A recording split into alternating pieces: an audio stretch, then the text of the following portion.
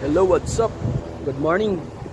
Mayroon lang akong tip guys tungkol ito sa yung mga belt na maiingay, squeaking sounds. So, yung iba guys nagpapalit agad ng idler arm like this, ganito. Ito pinapalitan nila agad.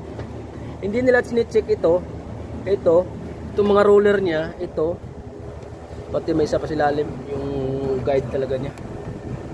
So ito yun guys, pagkakalawangin yan, ang belt yan maingay talaga siya. Ito mga klaseng ganito, sobrang ingay ito guys. Ito guys, support lang ito, pero same din ito sa ibang sasakyan.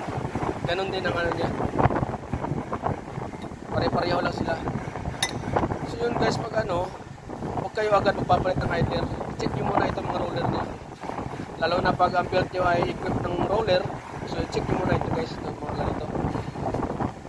Huwag muna magpapalit agad ng roller. Okay, so yun lang guys.